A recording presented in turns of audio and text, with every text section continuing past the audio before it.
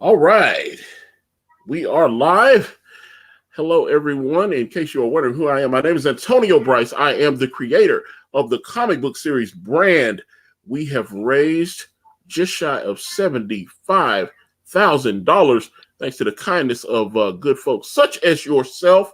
If you actually want to check out Brand, I've got a link to the first 21 pages of the comic, which you can enjoy for free. Hopefully you enjoyed, knock on wood. And if you like it, please, give us that support and everything. But I have another creator here. This is a really cool looking comic book. It's called Cyborg USA. Ladies and gentlemen, please welcome to the stage, Rob Cacy. How are you, sir? I'm awesome, Antonio. It's a real pleasure to be on. In the green room, we were just talking about how you and I kind of started watching your boys Axe videos, like right about the same time, and yes, probably like I started like right about the like fall or end of summer 2017. So that kind of got me into like that's exact time. That's when I came into Comicsgate. That's when Ethan was still over. I guess he was drawing how Jordan and the Green Lantern Corps over there at DC. Hadn't even started his YouTube channel at that point because he didn't start the YouTube channel until October of 2017. I remember. And that's where he used to do like, hey, this is what you need to draw like a pro. Which those are the videos. It is like Ethan, which obviously he's been a lot more successful just following with his good. But I've talked to him. I was like, man, I missed that content. Like when you used to, do the drawing video, he's like, that stuff's boring, man. Nobody wants to watch that stuff. I was like, I guess I'm a boring guy. I like watching Ethan draw, but I've talked to, too many artists, and not to mention, I've had a few drawing streams. I've had Kanan come on, Ellie Fernandez is drawn on my stream and stuff. And when I look at the analytics, I guess they're right. The drawing doesn't seem to work. So it can be hard to watch, and it's like hard to sit on sometimes, but if you want to learn technique and you want to like see how those guys work, it's very, very, very cool. And my artist does that. So my artist on Cyborg USA is Pablo Romero. Yes. He's on YouTube, Pablo Romero Art, and he does that on his streams. And I think he's frustrated because he doesn't get a lot of viewers when he does it, but he's actually done some live stream drawings of the pages of Cyborg USA, and he does like some cool like 80s synthwave music that he plays with it, so it's like pretty fun to watch, at least as far as that stuff goes. But I think he's frustrated by that too, but it's still awesome. I think it's still great that they do that. I think that's I didn't know that Pablo was down with Comicsgate or any of that stuff. I just had started following him. I started following him on Twitter because he had done something. He did some piece. I think he was working on Man-Eaters, which from what I understand, he's still working on it. But I started following him. He wasn't following me. I was just following him. And he tweeted some image out, and it kind of gave me a vibe of like Jim and the Holograms, which is one of my favorites from the 80s. And he told me, he said, yeah, people tell me my stuff reminds them of like Jim and stuff like that. I was like, yeah, the vibrant colors and stuff. And I was like, he's doing the bigger hairstyles. And I was like, this is Miami Vice. This is the, just throwback to the 80s. So this was something I always liked. So when I saw your book, I had seen people like tweeting out, and obviously he had been, as he was working on things, he would be like, hey, this is for an upcoming project called Cyborg USA. And I was very interested in that because, I'm a big fan of his work. I thought about having him do something for one of the brand, maybe a pinup or something for us, because I just like that 80s retro feel, that look that his art has. So I think the colors, he's got a really cool, really unique style. I had this idea for a long time, and I definitely wanted that like 80s kind of animation style. You and I are like big fans of the same thing, like G.I. Joe. That was Hasbro. That was the same production company, Sunbow. That was, they did Transformers, they did G.I. Joe, they did Jim and the Holograms. I came up like watching all that stuff, and this was like, with Cyborg USA, this was like Tomadu's. Did I consider any alternate titles? No. In fact, I was always sorry to like just kind of derail it, but I saw that popped up. It was always like, this is Cyborg USA. Just to explain why, the pitch is, it's basically America's like super team of athletes. And what happens is they stop a terrorist attack and they become international superstars. But then the terrorists vow revenge, engineer a train collision that maims and apparently kills the members of Super Team USA, and then they're reanimated as a super team of cyborgs, like a killing team of super killers that work for the Attorney General. Well, you know what? It's like I saw there's a one piece you have with the USA behind it, and it's got the thing.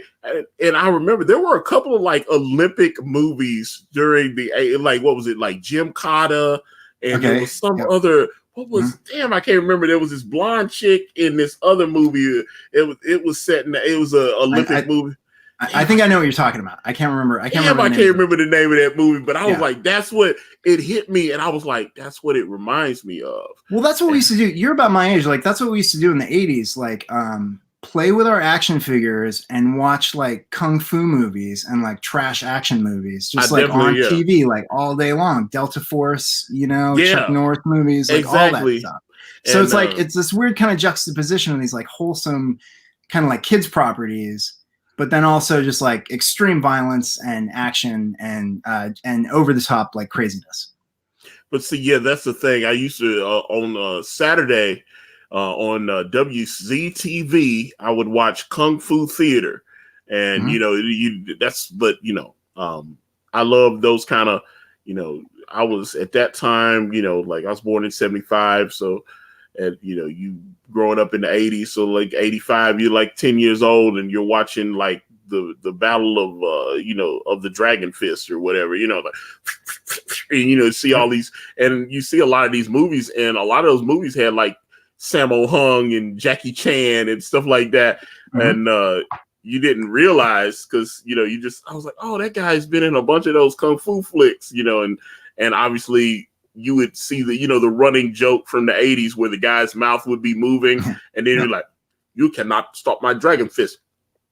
Even though it's like that kind of thing. That's what we used to do in the backyard. We used to do that. We would we would dub our own voices and then just like do like karate moves and stuff. Man, but see, I love that. That's the thing. That's why. So like, you fast forward into the 90s. And someone like the RZA, comes up with like the Wu-Tang Clan, and you're hearing clips from those movies. Yep. He's dubbing them into the mixtapes and stuff. And I was like, this is the stuff I grew up on. And that's why I was like, I was a big Wu-Tang fan, because that's it. The Wu-Tang fan was pulling, the Wu-Tang Clan was grabbing stuff from like the 80s and, like Kung Fu flicks, and they were just taking.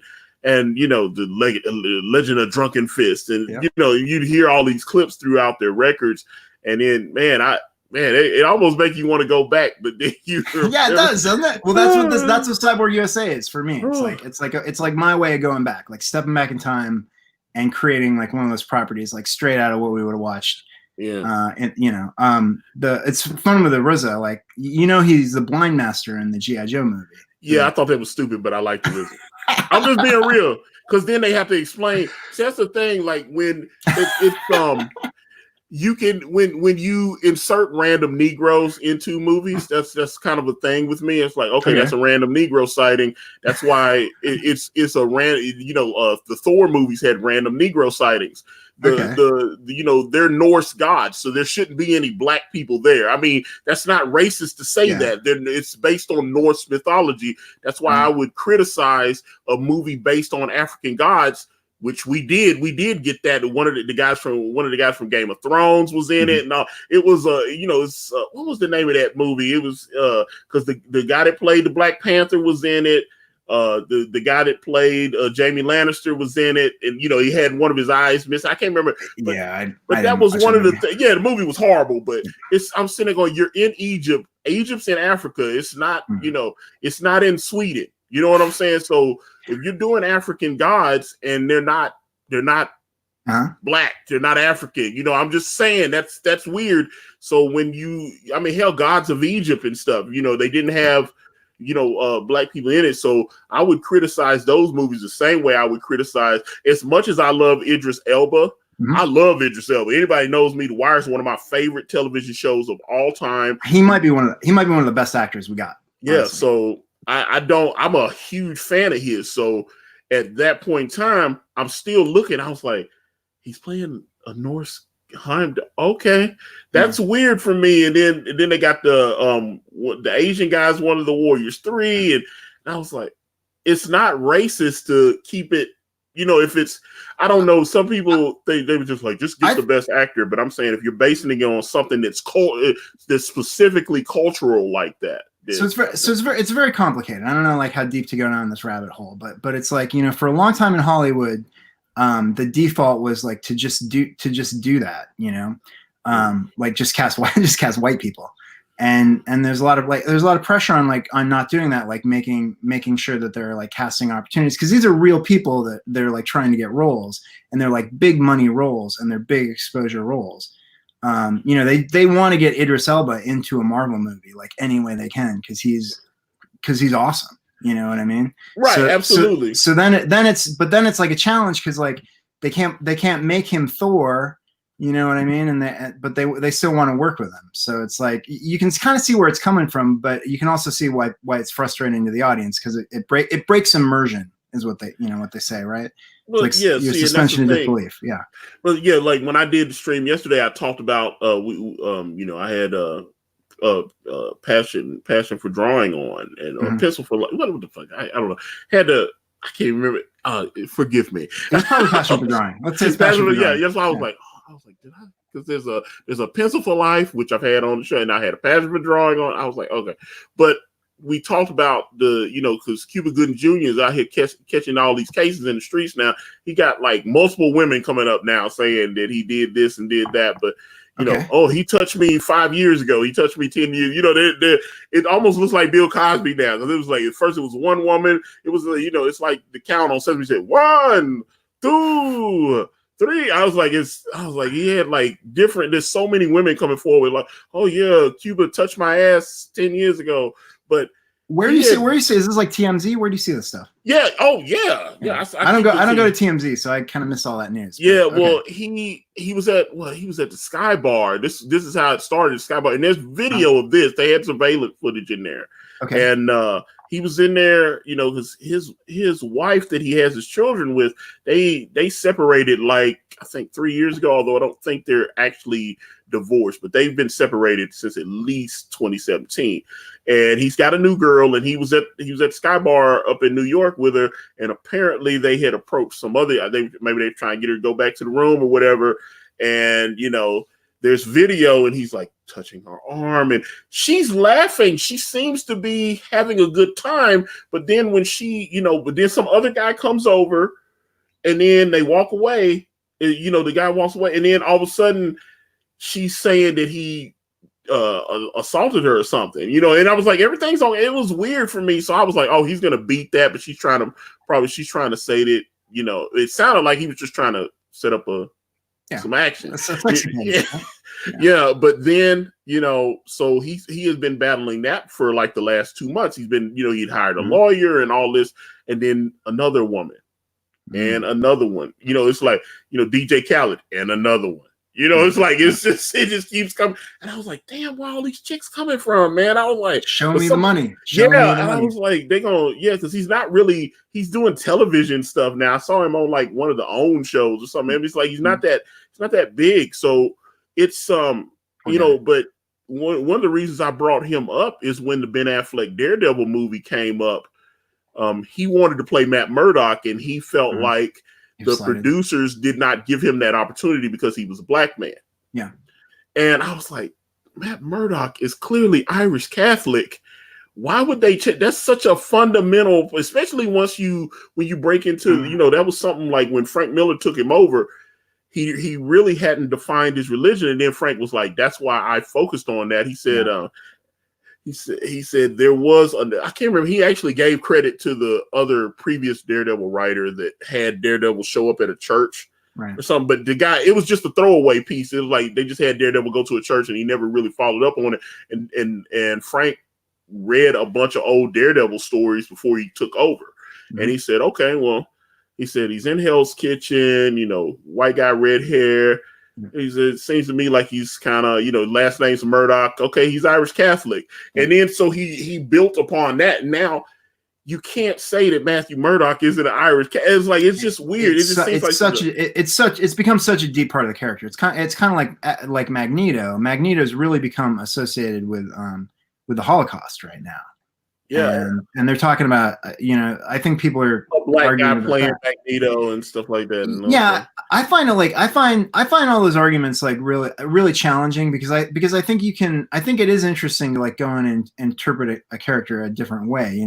Like so they've got the Batman movie coming out right now, right? And they're not going to cast. I guess almost everybody's black, but not Robert Pattinson. Right? Yeah. Well, here's the thing though, and I actually challenged somebody. I was having this conversation the other day.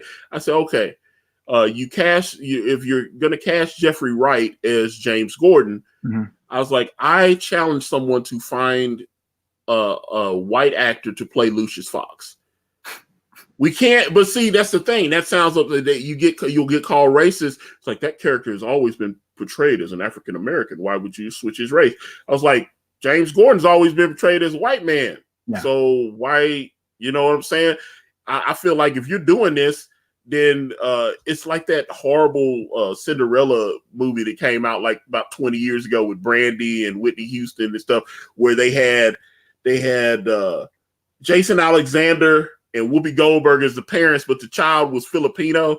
It was, okay. It's like they were the king and queen, and mm-hmm. then their son was a Filipino. They did what they call colorblind casting, where they're just going to cast a role. They're not going to try to make them look, like that was one of the things that I remember Bill Cosby had said when they did the Cosby Show. They were trying to make sure that the family actually looked like a family. They didn't want this. They tried to make sure everybody kind of blended well together, and that whole deal. But Disney's Cinderella, they were like, we're doing colorblind casting. Okay, so Jason Alexander's the king, Whoopi Goldberg's the queen, Filipino actors, the prince, and then Brandy, is Cinderella, and it's like anybody can get any part. And that movie got a lot, it was a huge, I remember it was like The Wonderful World of Disney. It got huge ratings. And, and it had the soundtrack and Whitney Houston and Brandy working together for the long time. So at that time, but it seemed like a gimmick. And that's what bothers me about today's Hollywood. A lot of these people that are casting these black people in these roles, they don't care about black people. They're just trying to get woke points, it seems like. So it just seems to me, I was like, well, I think it's a couple of things. I think there's been a lot of historic industry pressure on them to be more inclusive, but then again, there's like, these are like real people trying to get parts in movies, like where they're spending a lot of money to hire people. And, again, they want to like Jeffrey Wright is a great actor. They want to. Oh yeah, he's brilliant. Watch him on Boardwalk Empire. Absolutely. Yeah, he was. And he actually like does, except for being black, he actually does kind of like, he has the Commissioner Gordon vibe. He sort of looks like Commissioner Gordon. My only concern is like when they cast Lawrence Fishburne as Perry White in The Man of Steel, and then he was in the movie for like 3 minutes. Yeah. His role was completely marginalized, and Perry White is such an important character. He serves kind of like the James Gordon role to Superman, and all of a sudden you never really saw that friendship develop between. Of course, they haven't come back for a third movie, and Henry Cavill is out, so they'll have to completely recast everybody or whatever. But I was wanting to see, are they going to actually do Perry White where he has a relationship with the Man of Steel?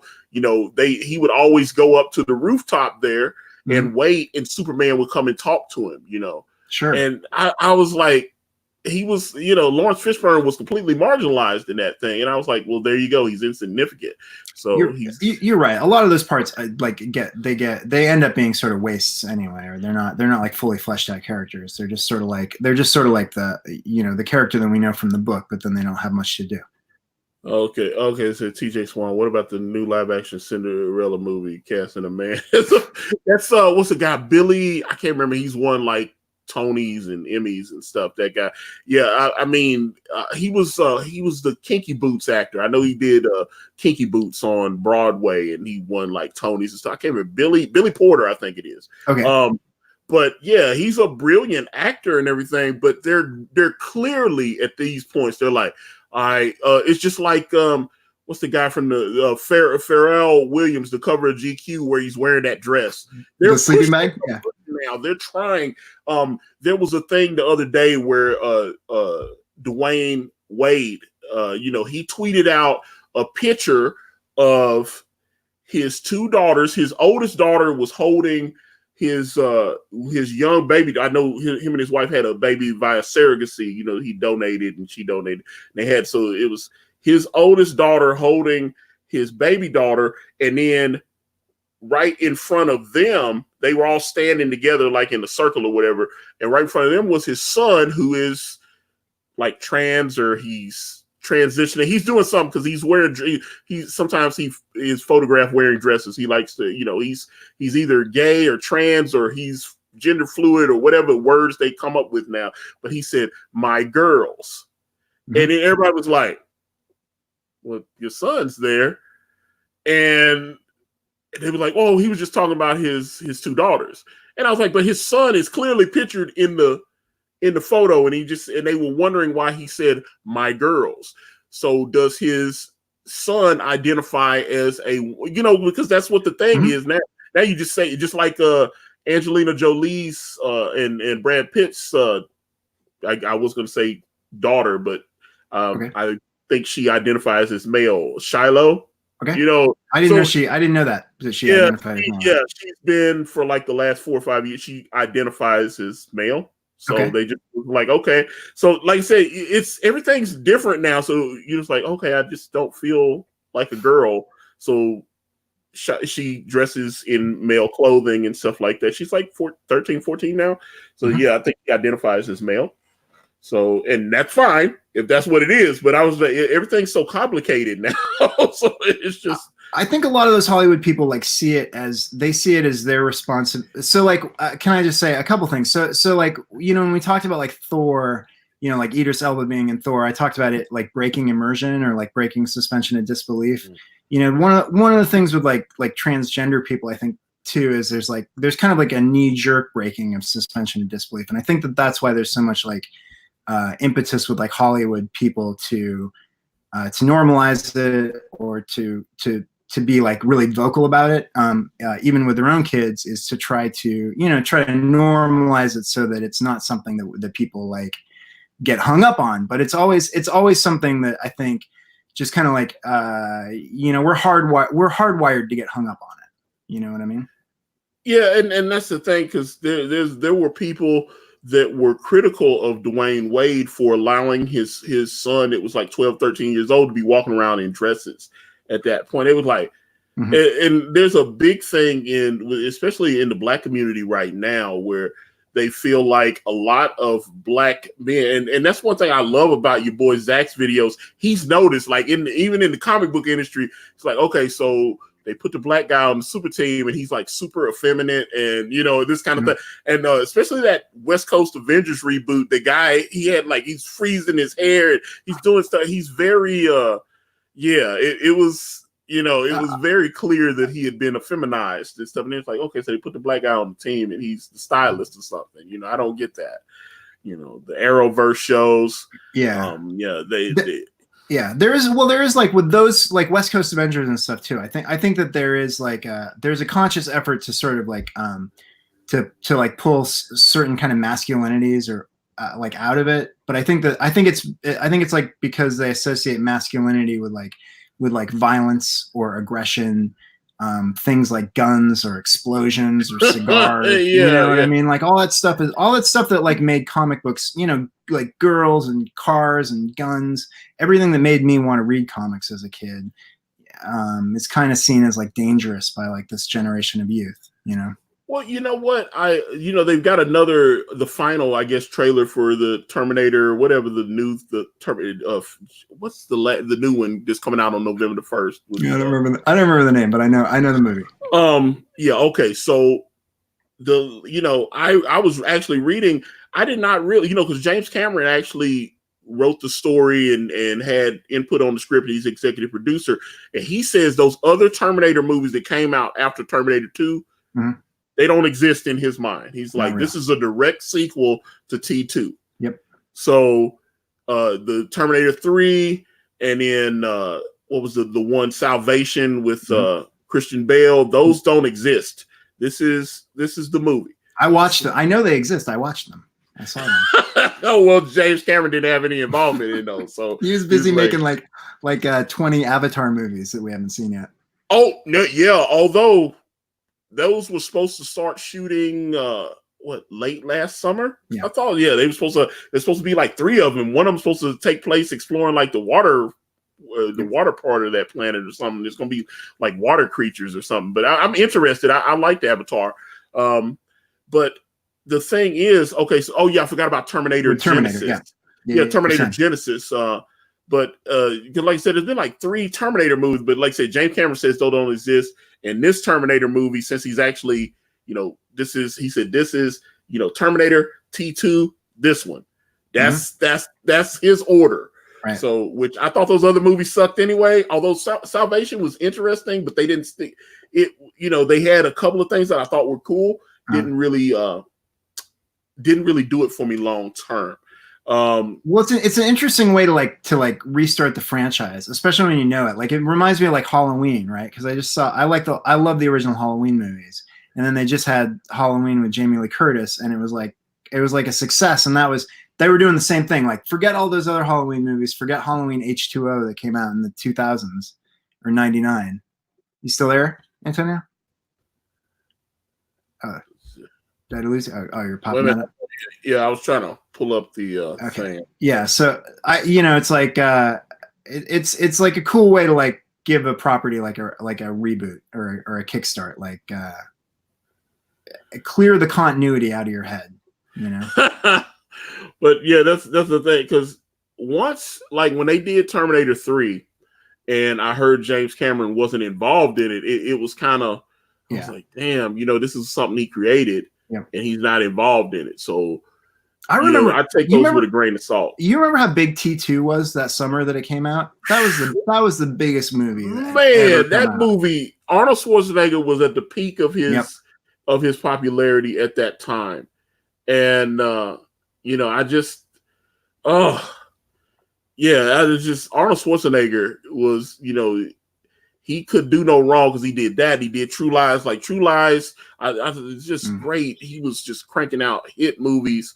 I actually was surprised that The Last Action Hero did not do as, when you look back on it now, it still did like 300 or 400 million worldwide, but it did not open. I think in the US it only did like 97 million or something. Well, that movie cost a lot of money, and I remember when I went to it, and I liked it, but like everybody in my class like hated it. They were all like, "Oh, this is so stupid," I sort of like the fourth wall breaking element. I enjoyed that. Yeah, I've watched that movie, and it's funny to me. Although I think the kid actor, I never saw him in anything else again. Yeah. But it's got the guy that played Tywin Lannister as the villain, and I was like, there's a lot of I thought the movie is actually still looks okay, and I thought some of the jokes were really good. So at that point, like I said, I enjoyed it. So it holds up better as like an artifact over time, and honestly, like if you look back at the history of film, Arnold Schwarzenegger is the greatest movie star of all time, and probably will never be replaced. Like, what the combination of things that he brought and his dominance at the box office through the 80s and 90s, just like driving the whole like engine of the cinema and Hollywood, and as like a cultural export, like it's never going to be repeated. Well, like I've got like a Criterion edition of like Total Recall. And I've also got The Running Man with Richard Dawson, which, they released a downloadable character for Mortal Kombat 11, and it's Arnold Schwarzenegger T-800, and they've got a lot of Terminator jokes in there because there is a character in Mortal Kombat called Sub-Zero, and then you see The Running Man, and when Arnold Schwarzenegger and I think it was Yaphet Kotto. He was in there as well, and they were the ones they took out Sub-Zero, and he goes, Sub-Zero now playing Zero, something like that. He's like, and they say that same joke in Mortal Kombat 11. Yep. They was like, is it true that Sub-Zero is now Plain Zero? And the only thing I wish, because they had actually hired Carl Weathers to do, I can't remember the guy Jax or whatever, the older Jax is. He was the voice in one of the Mortal Kombat games. Okay. It's Carl Weathers. So I was like, okay, Carl Weathers, Arnold Schwarzenegger were in Predator together. Why wouldn't you just pay Arnold? Because they paid to use his likeness, and then they didn't pay to use his voice. So I don't know how big the fee was, but just pay. Come on, man. This is my Apollo Creed hoodie, by the way. You know. Oh, okay. I was like, I love my buddy, dear friend of mine. Me and him used to live together for almost 4 years, and he always had this shirt that he was wearing, and it was Apollo Creed with the he had the, he was the Uncle Sam with the top hat and everything, with the boxing glove. He loved that shirt. He used to wear that all the time. So that scene is so good. I mean, that movie is like kind of a mix, but it's like it's so iconic from the 80s. I watched that movie 100 times. Yeah, and the other thing I want to talk about, like Total Recall and Running Man. Those are like such great satires, and Paul Verhoeven and RoboCop are like a huge influence on like what we're doing with Cyborg USA. So like you got it up on Indiegogo, but like absolutely, it's the tone of like RoboCop is our like North Star. We play this like concept really straight, and it's very styled off like an 80s kind of animated thing. But that's like that kind of like dry satire, like a couple of minutes into the future. That's like the tone that we're going for with this book. It looks, like I said, I'm a big fan of Pablo's art. So this is this looks good, and he's not afraid to draw. I remember someone he put something up. You're talking about the Miss Marvel thing. The Mia Khalifa, which I'm definitely a big fan of her work. Mia Khalifa. Can I describe what happened? So basically, like a couple of months ago, I think when the Captain Marvel movie came out, he drew like a bunch of different versions of Captain Marvel. He actually drew one. So like speaking of Rocky IV, he drew one that was Bridget Nielsen as Captain Marvel, and then he drew Mia Khalifa as Miss Marvel, and it was like it's like his kind of style. He like he started drawing like not safe for work kind of stuff, and and I love it. She's like sort of busty, and he modified the like. The Kamala Khan costume like significantly. He made it like a sexy Halloween costume version of it, and nothing, right? But then like a couple of like basically just like last week, all of a sudden like the quote unquote SJWs like found it and like swarmed him. And trust me, I could empathize with him because of what happened to me last year when Brett Booth attacked my project, and and I love Brett Booth. I was a big fan of Brett Booth. Well, I still follow him. We didn't block each other and everything. And someone told me to reach out to him and try to get him to come on the show and talk, because he's been doing great work. His Bloodshot stuff looks great, and he's got a Flash project with Scott Lobdell, a little mini series, and that looks great. But some people were telling me to reach out to Brett and see if he might come and we could actually have a dialogue. And I'd enjoy that, but he tweeted out that I was promoting violence towards women, and I was like, I was asleep when it happened, because someone had sent him. They had sent him like my Dark Santana, asked me about my feminist agenda, and he goes, "Oh yeah, this is and he starts saying it was a political statement." And it's funny how all that stuff happens in the middle of the night, isn't it? Yeah, it was crazy, and I didn't understand what was happening, because I woke up and all of a sudden there were like 30, 40 people like commenting and saying that, yeah, this sucks, and you're saying that women should be harmed. I was like, whoa, what is that? I was just trying. It was a satire piece. What are you talking about?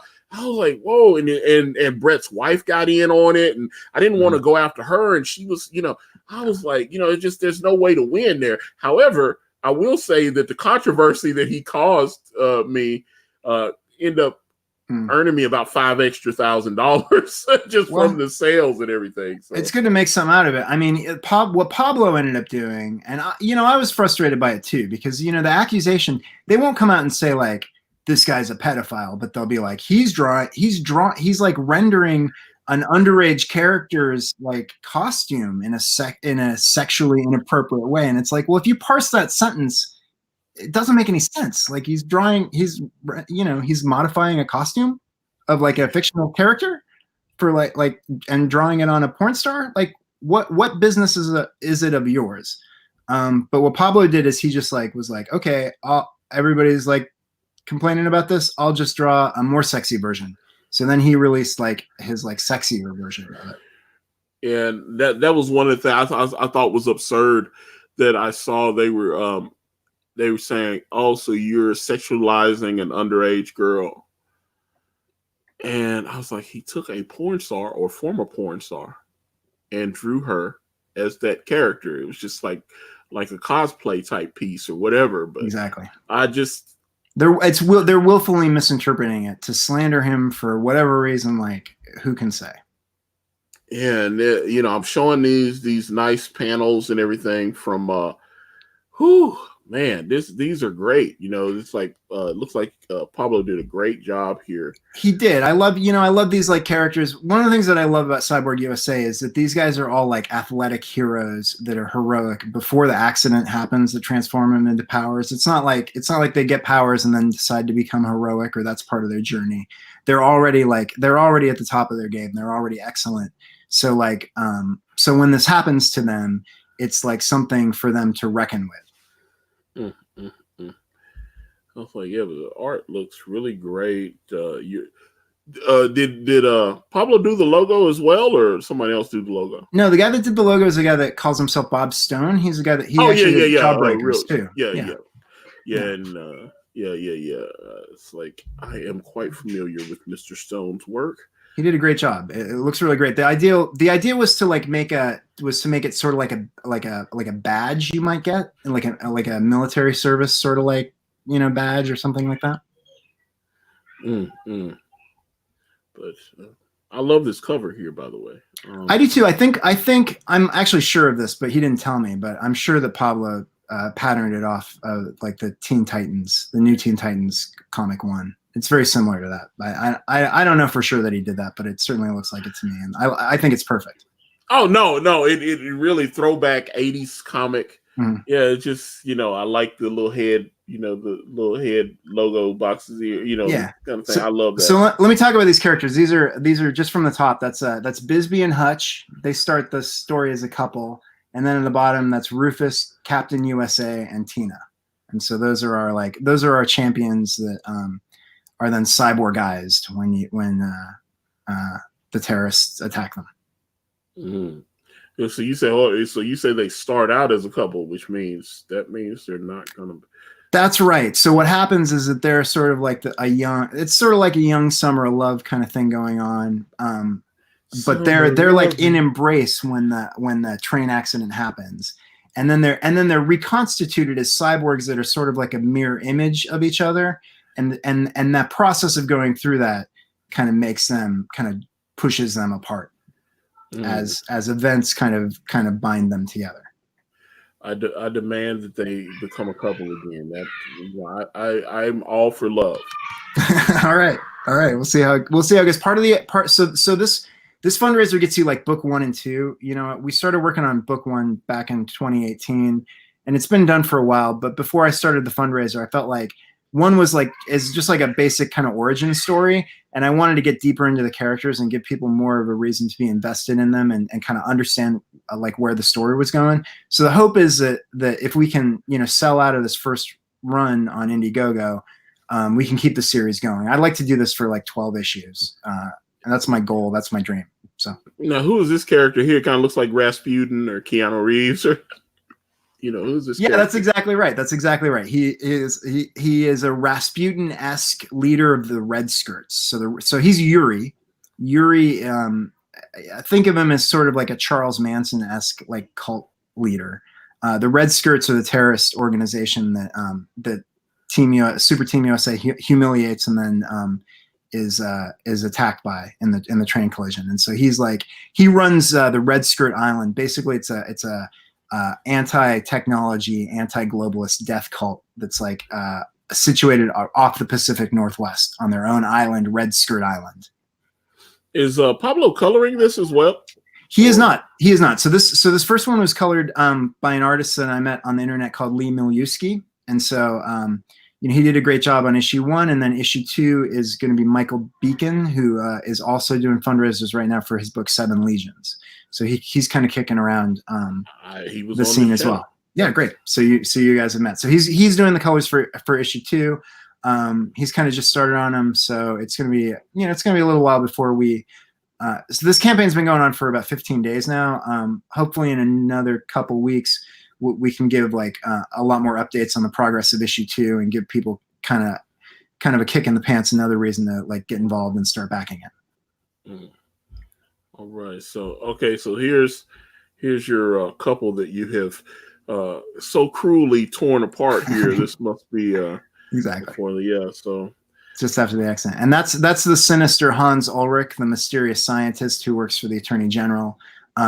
When they wake up, they wake up in his mansion. He has a compound in Virginia where he it's more than meets the eye, and that's his manservant Carrington who pushes him around. He's sort of like a Dr. Strangelove-esque. Well, this is funny here where the guy goes, "My hands," and then the other guy goes, "Where's my Johnson?" Yeah, that's an excellent question. That's true. So that's something that he's going to wrestle with. There are upgrades and changes to their situation possible, and those are going to be dangled, so to speak, over the characters, as the series progresses, hopefully. So maybe one of your stretch goals is if you say you reach like 30,000, you can have him get a penis again or something. Well, I hope to get another. It would be more like at that point we would do the issue where he's restored his manhood. That's going to be part of the journey. That would be a great stretch goal. It would be kind of a lark, but that would be hilarious. Like, hey, let's what's that character's name? Rufus. Okay, so Rufus. Is that no good? I was like, that's what my aunt used to date a guy named Rufus. Is that right? Yeah, it was crazy. I was like, Rufus. Yeah, Rufus was this real ghetto hood dude with a perm. And when I was like, man, I heard that name. And he was also bisexual. That was interesting. Yeah, well, that was interesting. He was sleeping with my aunt, and he was sleeping with a few guys as well. So it was kind of interesting. But I was thinking Rufus's mom was a Marx Brothers fan. Oh man, so it's like like say 30,000 stretch goal, restore Rufus's penis. It's like that would be hilarious. So it's like I wouldn't do exactly that. I think that's a great idea, Antonio. But that is like part of the story that I want to do. Hans Ulrich, now that he's made all these guys into cyborgs, they're sort of under his control. And in my mind, this story is like it's a thematic exploration of like collectivism versus individuality, or individualism. And one of the things that happens in issue 1 is even though these guys kind of like save the day and come together as a team, they've kind of given up their individuality to become this cyborg super team. So it's a kind of exploration of what that means to them. All right. So I'm looking at your perks here, and one thing I noticed, this is something I always tell people. Okay. You don't have a featured perk. So you can bump one as a featured perk? Yes. Oh, okay. I thank you for telling me that. I know which one we're going to do. We're going to do the Cyborg Guys Me, which is a very rare perk, but we could talk about the perks. It's up to you. Yeah. That's why I wanted to go. But that's one thing I always tell people. I was like, hey, make sure whichever perk you want to really push, do the featured perk so it'll bump it up to the top there and highlight it. Okay. All that stuff is great to know, man. I don't, this interface stuff is like, it's a little bit of a challenge for me. I don't really know what I'm doing, so I'm kind of bumbling my way through it. Well, it looks like you're over 100% funded. So tip of the hat to you, sir.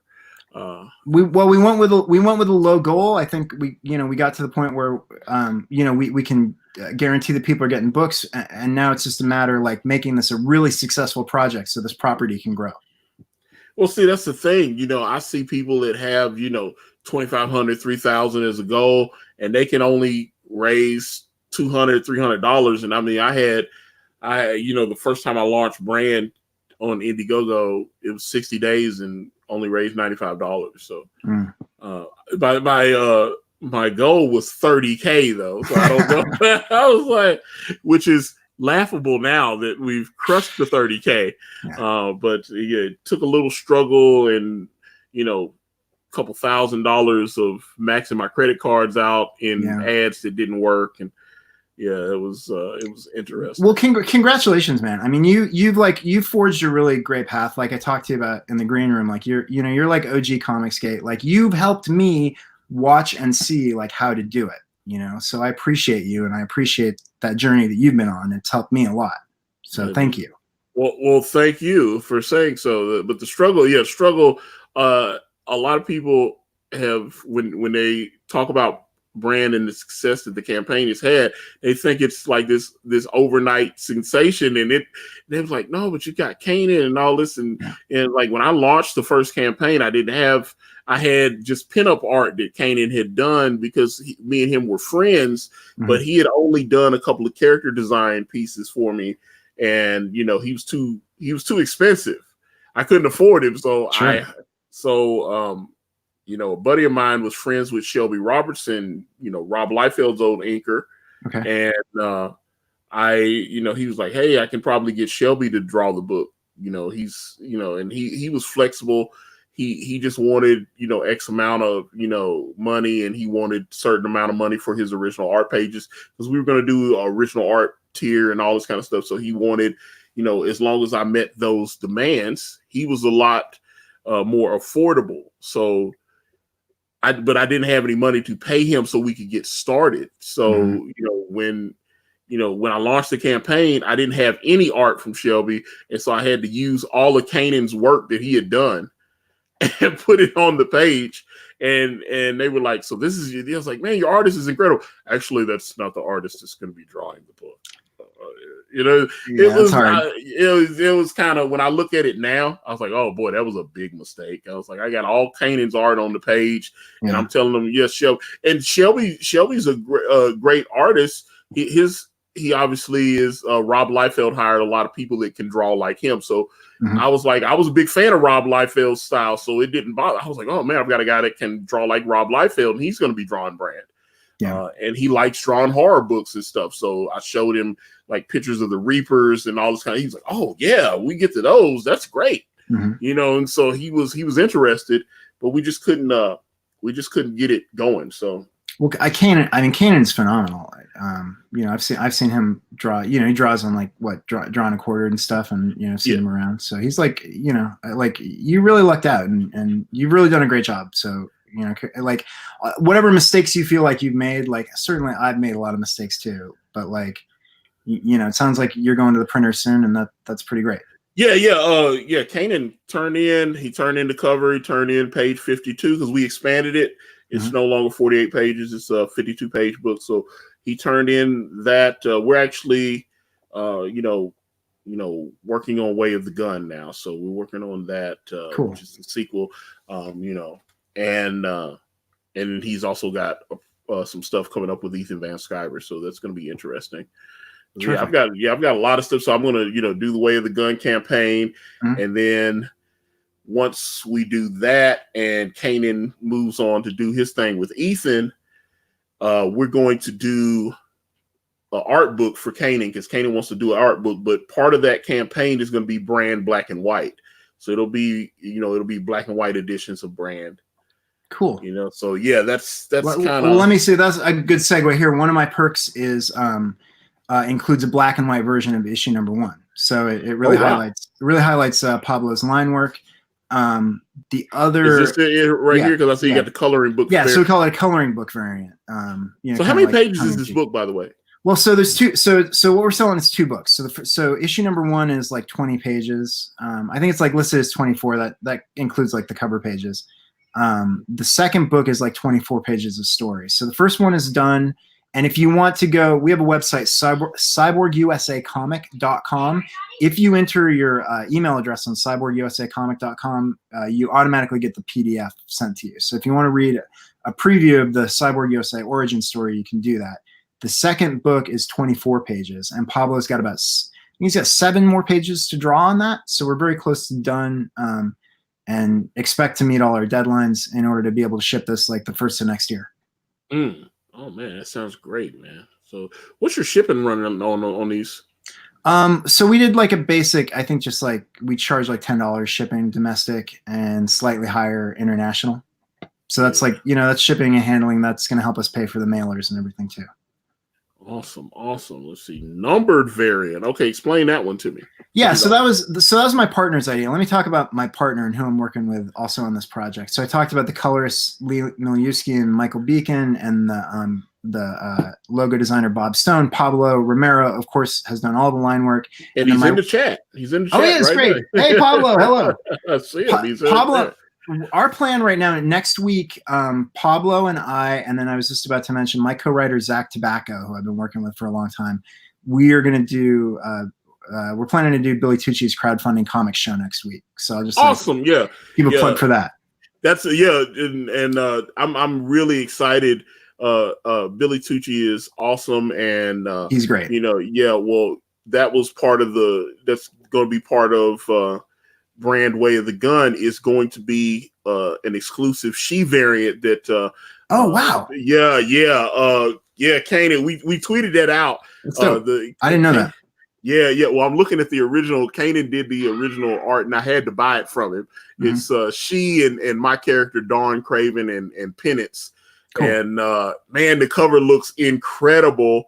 And when Billy, myself, and his wife, the lovely Deborah Tucci, we worked out an arrangement that they and I find to be very fair, and so it's gonna be 6 variant covers on Way of the Gun. Whoa. So one of them is behind me now. It's a Matthew Weldon variant, which is that's the picture right over your shoulder there. Yeah. With it's a take on the Demi Moore Vanity Fair cover from I think 86, 87. Okay. Where she was pregnant with with Rumor Willis, if I'm not mistaken. She was pregnant. I remember like being at the groceries. So I'm from Anchorage, Alaska. I remember being at the grocery store in Anchorage, Alaska, like with that just like on the shelves and just like standing there being like, whoa. This is but over my shoulder. This is pages from Cyborg USA #1. I thought Pablo worked digitally. Does he do traditional work, or did you just print them out? No, I just printed them out. He does. Oh, he does. I was like, wow. No, it's not like framed art. This I was like, oh man, that would be cool, man. I was like, because like I said, I had before we went live, I told you I had thought about asking Pablo to do something, a print for us or something. I thought the next campaign.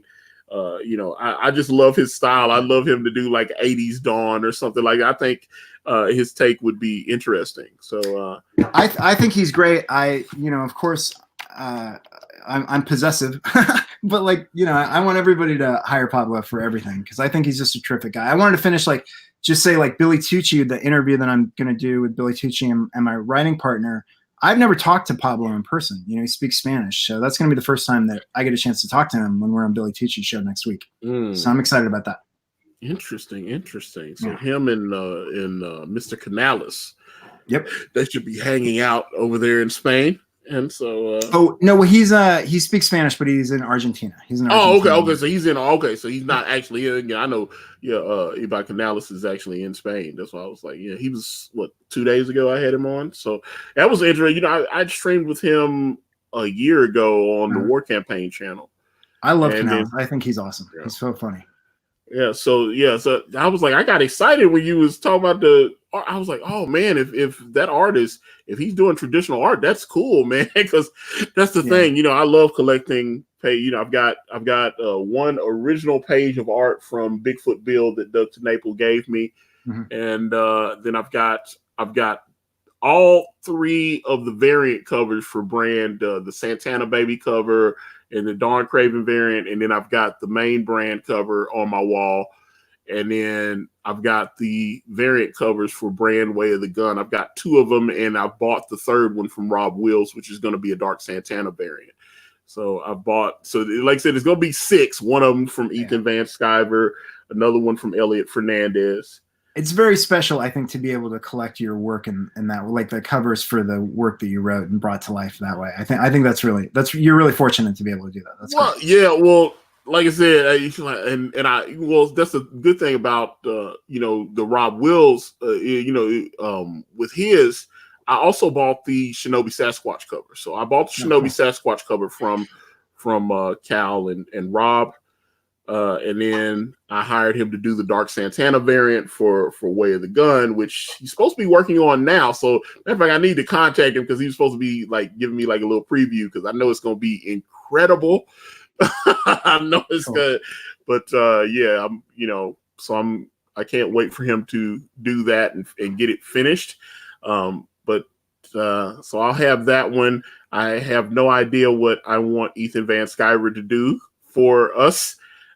And let me, since we're talking about artists and doing work, let me pitch the one last perk, which is a Cyborg Guys Yourself perk, because I think that's really cool.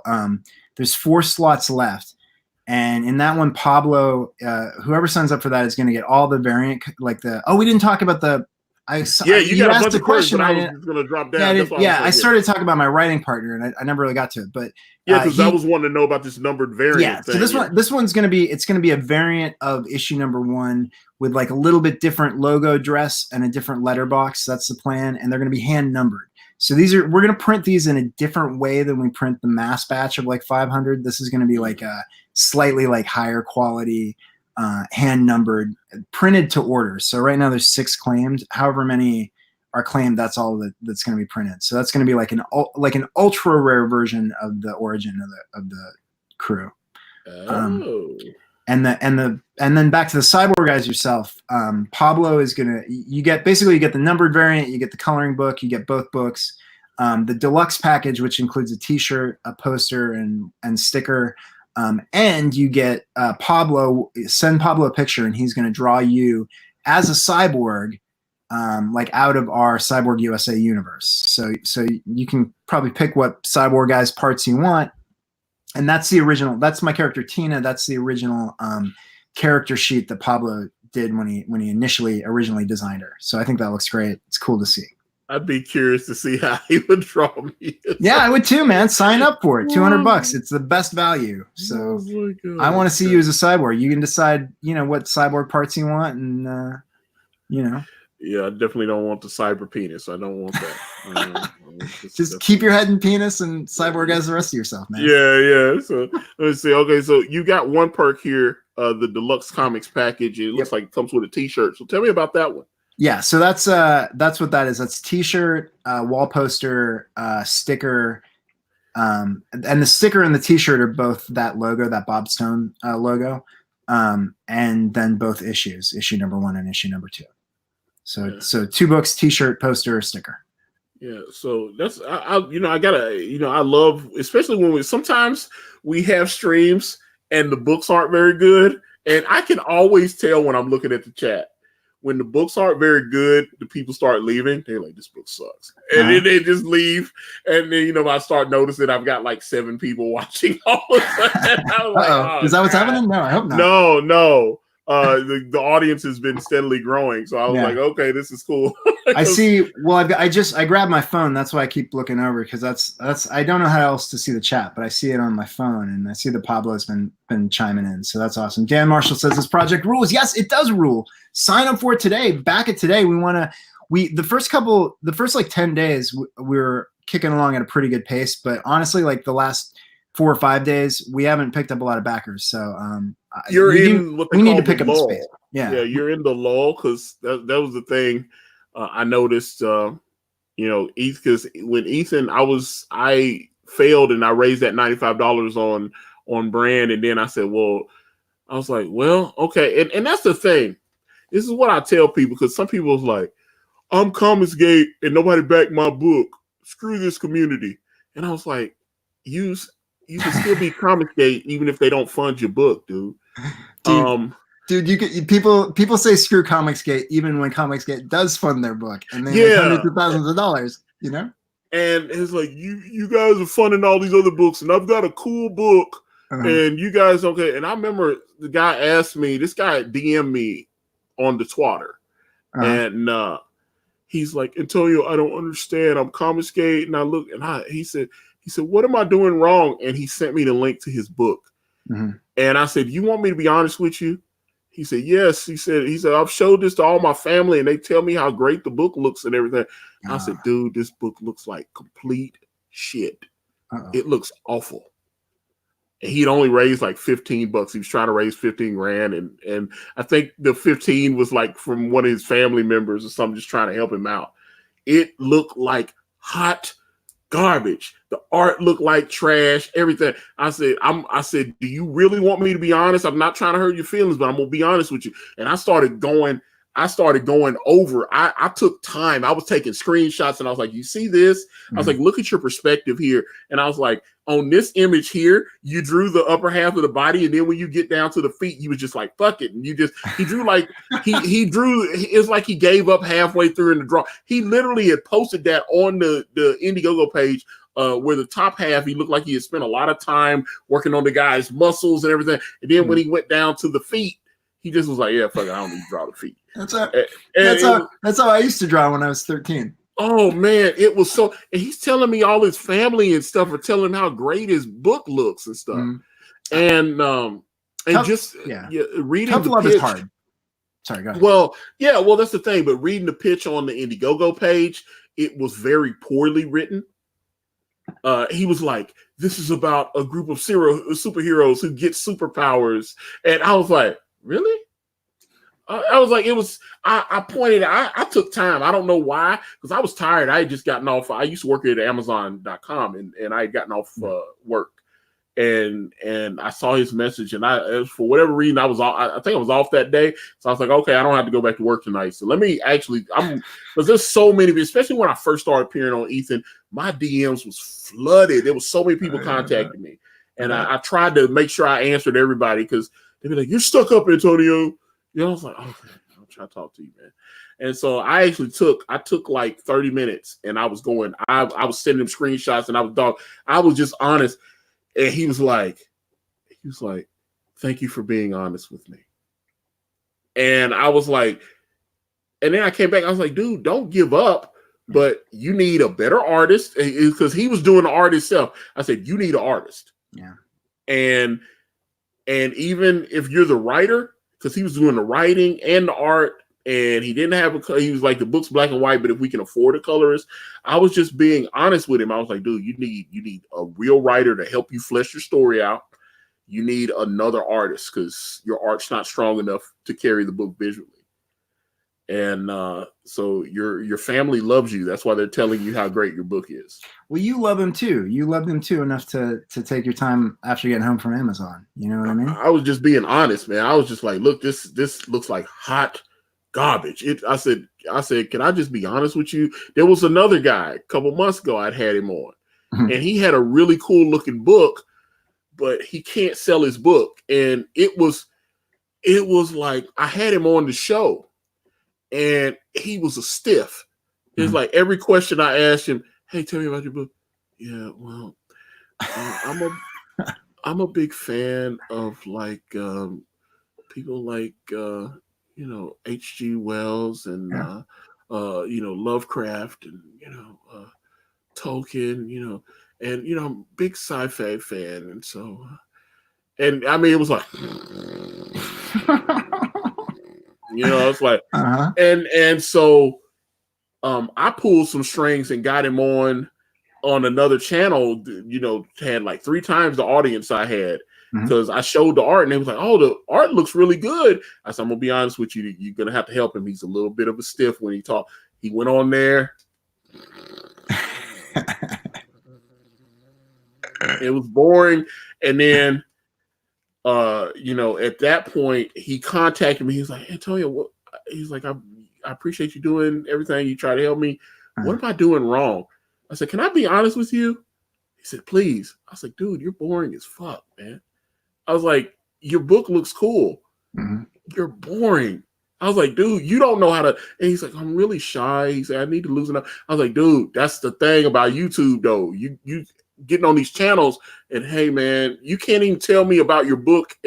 And I was like, I didn't want to be rude to you. I said, that's why I cut our interview short. I was like, because we were doing our stream and you're boring. And so I was like, man, I had like 5 people watching at the end. It was horrible. I had when the stream started, I had like 30 people in here, and it was, and then all of a sudden they were like, man, this dude, And then it was 20.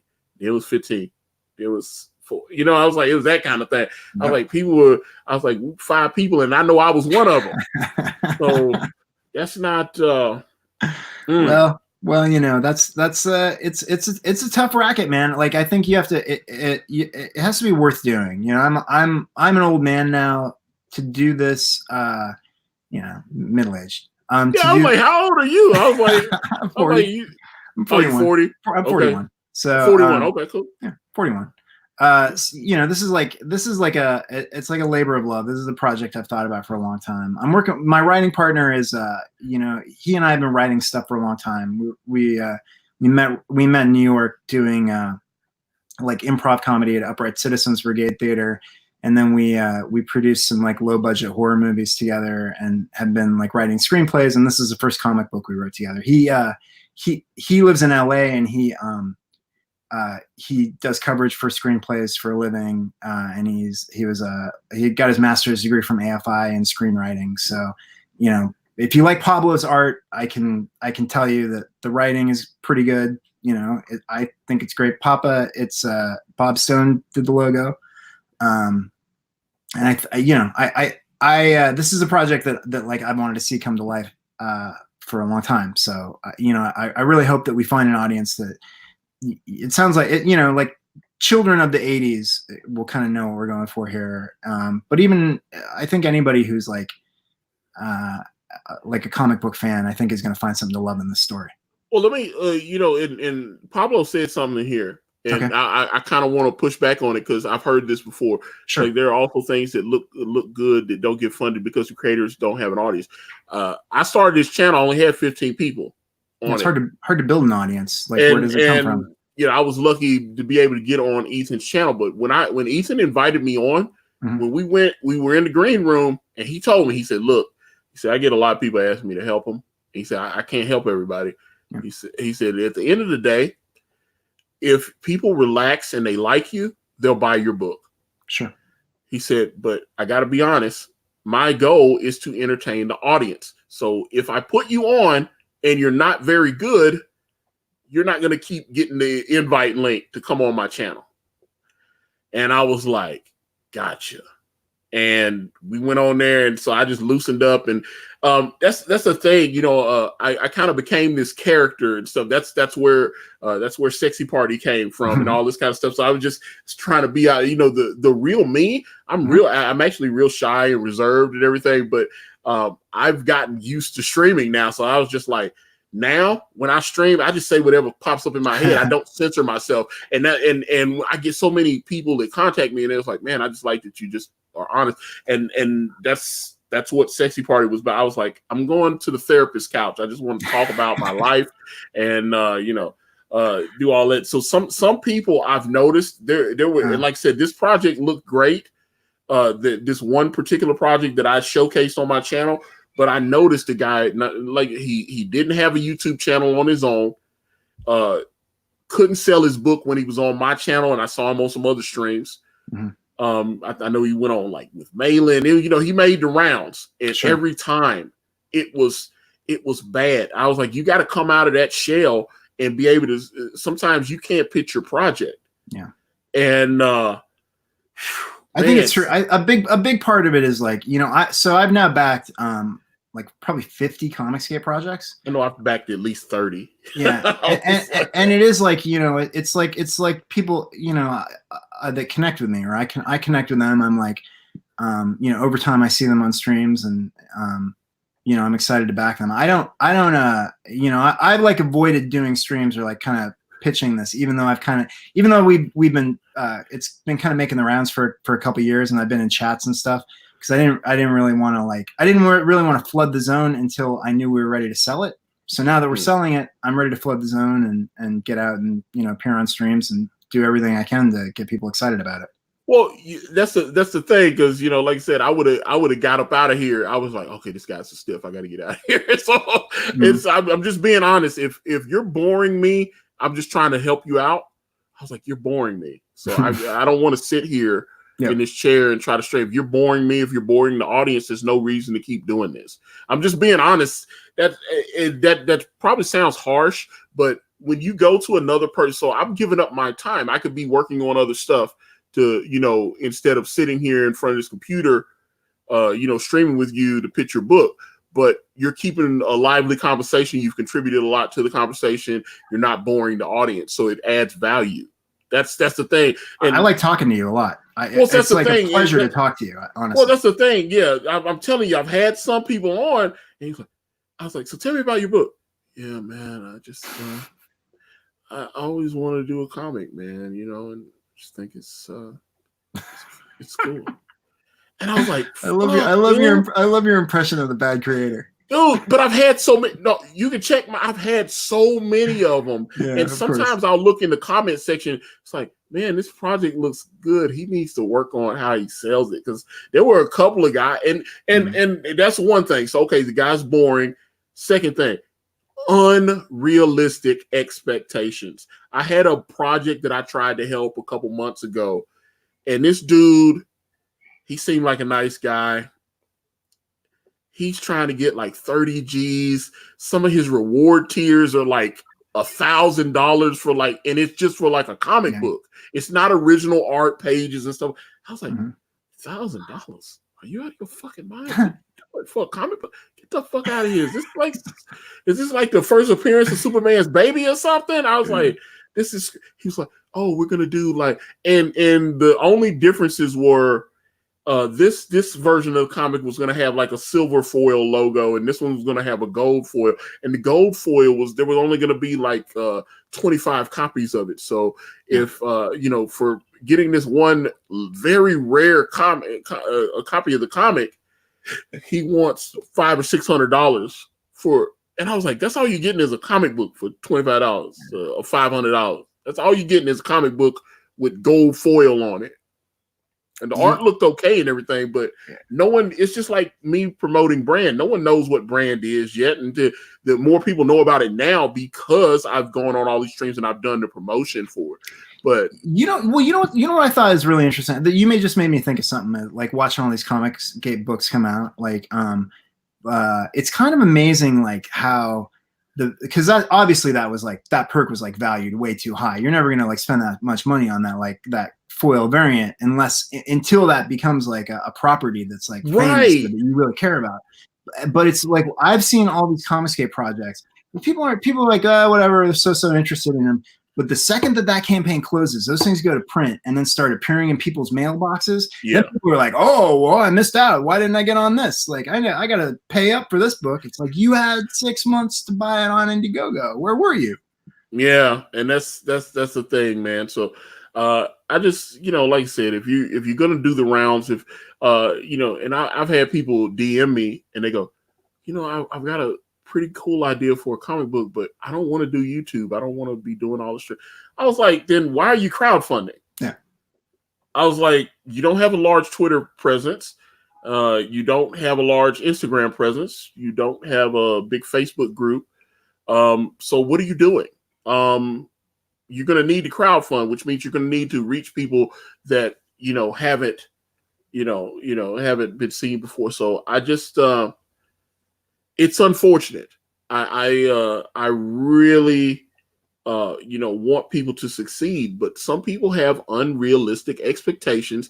And then when you talk to them about, you know, creating content or any of that kind of thing, you know, I've even heard like, you know, guys like Nasser Rabadi, you know, he had said that he didn't really like doing YouTube videos and stuff like that. And it was a struggle to see him, you know. Fortunately at that time he was going on Ethan's all the time. So that's the marketing plan. You're on Ethan's, but I mean, it's poor Nasser. I watch Nasser a lot. I mean, he did a lot of his own videos. He might have said he didn't like it, but he was even when the audience was being harsh to him, I feel like they really embraced him. We all embraced him. I was like kick Nasser in the chat all the time, but I also but that's the love right there. The kick Nasser is the love.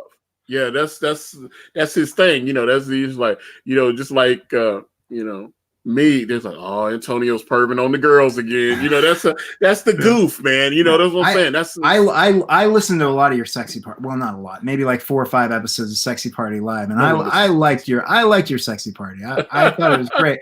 I thought the time slot was bad. I was always like in the morning when I was doing laundry. I was like, man, this would be really good at like 2 a.m. But I guess that's when you had Sashi. Yeah, but that's the thing. Well, I had to do it like I saw she was in South Africa, but it didn't really matter because a lot of people listening to the podcast on streaming services. Sure. When I started, especially as we started, once I ripped the audio and loaded up and it goes to iTunes and all that, and I started looking, I was like, man, people are really, because then you can stream it whenever. Sure. You know, it's like you're just listening on your tablet or whatever. And when I started looking at my streaming numbers, that's what really opened my eyes. I need to talk to my new co-host Anna because we had taken a little break.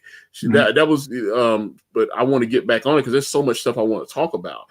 I think it's interesting. I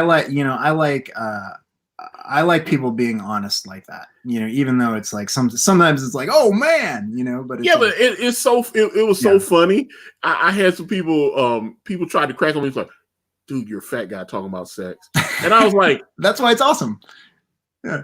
And I was like, are you really trying to goof on me? I'm telling you, you're only goofing on me on stuff that I told you about myself. So if I'm willing to share it, you can't burn. And then they get all irritated because they can't annoy me. They're just trying to annoy me for whatever reason. So I was like, dude, you're trying to use stuff that I told you against me. I revealed it on purpose. So I'm cool with it. So yeah, exactly. Come again, come up with something else. So that's what it is, man. I'm just like, look, dude, it's like, and so like the cream pie thing and all that, there's people, it's like, I can always tell when people listen to Sexy Party, like I'm like, so it's funny when, I remember what was about a month or so ago, and I was on Ethan's channel. It was me and like John Malin. I think Cecil was on it as well. And he didn't know what like Bang Bros and stuff was. It was so funny. We were talking about, he was like, what's Bang Bros? I need to clip that because Ethan told me I could like take some of those clips. And I thought that was a funny, because it was like you start talking about like Pornhub and different things, and it was interesting. Well, you make a good point. So like I'm doing the rounds on these YouTube videos, and I'm here to talk about Cyborg USA, but like I'll talk about like whatever, man. Like I want these chats to be entertaining, and I want them to be entertaining for me. And part of what's been fun about Comicsgate is being entertained and amused by a sort of like-minded but like very interesting and diverse group of people who are all. It's sort of like a mini gold rush. They're all trying to like kind of get their own projects like out there and be seen. But it's like a cool, exciting time, and it's cool to see creators. It's cool to see like networks of creators like invigorated by each other and shaped in like the crucible of like a moment. Yeah, I was just that's the thing, because like this is how I try to do it. I obviously introduce you and say, hey, here to talk about this project, talk about some other things, go back to the comic, show it, let everybody see it, whip in some other stuff, because I got to be honest, a lot of comic book YouTube is kind of boring. You don't have the actual physical book in your hand. You can't, and it's like, okay, so you're looking at images and stuff, but the idea, is to be able to get people interested enough to look in the description and click on that link and hopefully go, hey, Cyborg USA looks really cool. And so let me support that. So I was very happy when I had a Passion for Drawing on yesterday. He got like 5 or 6 new backers just from appearing, and people were in the chat go, hey, it's just back. So I was like, and he's like, thank you, Antonio. And I was like, there you go. So hopefully, people will, because I think you've done pretty well for yourself here today. Being able to actually talk. Well, I want people to like me, and even if they don't like me, they should like Pablo. Pablo is very likable, so they should at least back the book for Pablo. Yeah, well, back it for Pablo. Back it on up for Pablo. That's what it is. Twerk Nation, baby. There you go. I have a friend. I have a friend who we went and hung out in Chicago like this summer, and he wore this shirt, the T-shirt that said "I love twerking," and like everywhere we went, people were like, "Really? Like you really love it?" And he just like bust, and then he would like, "Yeah." And then he would like get on the ground and just start twerking. And it was the funniest thing I've ever seen. He's the chief marketing officer of this company. Okay, so Femback coming in 2020. Okay, so that's coming from Comic Book Journeys. And then, boom, Pablo Romero. Do it for Pablo. Yeah, do it. Back it for Pablo. I can't wait, Pablo. I can't wait to get on the stream with you with Billy Tucci next week. Hopefully that all works out great. Don Tucci. Check it out. I met him at New York Comic Con. So I'm in New York City. I don't know if you realize that, but I'm in New York City. Did not, because my buddy Elliot Fernandez was there. So you don't live in New York then? No, you live in New York? Yeah, that's the Yankee Stadium behind me. You see that? Oh wow! Like, okay, all the way back there. Yeah, it's in a couple of days that'll be lit up with the baseball. Yeah, because they're doing okay in the playoffs. I see. Yeah, they're close to the World Series. Yeah. I was like, well, I saw the Nationals swept, and I was like, oh wow. Okay. Man, I'm an Atlanta fan. I'm so angry about that. I can't even tell you. I can't even. It's like too painful. It was such a great. The Braves had such a great season, and I just can't even. Can't even. Love Pablo's cheesecake. That's an interesting avatar you got there. Kind of looks like ink wash or something. That's interesting. That is cool. Yeah, that's why I was like, that's the kind of stuff like you have something that's the kind of stuff I like to see. Yeah, man. This is okay. Always check out Indie Comics Underground for more cool indie comics coverage. Should I hit that? I don't know about Indie Comics Underground. Maybe I should hit them up with this. I'm not sure. Well, Jam, maybe you guys need to link up because that's the thing. It's about creating content. That's reaching out to people, networking, building those relationships, and that way when you launch again, you have automatic. I've got a list. I know when I want to do Way of the Gun. I know there's a couple of places I want to go. Bam, bam, bam, and then we can do that. And where you go. That's awesome. I really appreciate you agreeing to the interview too. I wasn't sure if you were going to say yes, but it's really been awesome. And it's like I say, I've seen you so much. It's like one of those things. It was like when I was on War Campaign. Like I've watched you guys so much. I feel really close to you, but I know you guys don't know who I am at all. Well, that's the thing. That's something I've gotten you. Some people, it's weird. It's weird that some people that are no longer with Comicsgate, it was something I was having this conversation with Ethan. I said, that guy I see this guy going how evil Ethan is and how bad a guy Ethan is. I was like, that guy used to DM me all the time. Antonio, what's going on, man? Love you, man. See you on Ethan's all the time. I mean, that guy used to be the biggest Ethan fanboy.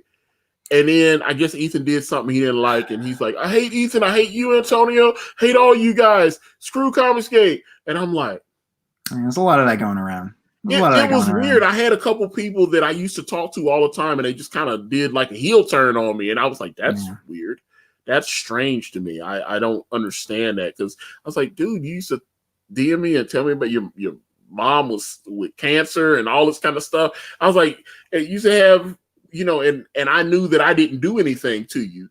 The only reason you turned on me is because for whatever reason you got mad at Ethan. And, I'm cool with Ethan. So you have to, I'm evil. If Ethan's bad, then I'm bad. So, that's just sometimes I feel like with Ethan and your boy Zach, I feel like watching those guys over the last couple of years, people get mad at them for attention. You know what I mean? So it's like not really anything that they did. It's like if I'm beefing with this guy, that's going to get me in his ballpark. And then people will be talking about me. I guess that's what's going on, but maybe not. Maybe there's that's interesting. I've had a couple, because I was talking to Zach this morning. I was showing him some of the stuff that we've got coming up, and he's really kind of kept me level headed on a lot of this stuff because he was like, I said, do you know this person or whatever? And that person used to be a big fan of mine and now he doesn't like me and he's kind of a cyber stalker guy. It's like, and it's like him and Ethan, they've really drawn serious stalker behavior because those people feel like they really know Richard C. Myers. They really know Ethan Van Sciver. It's like, man, I was watching your videos 2.5 years ago, dude. I'm a fan, and you betrayed us.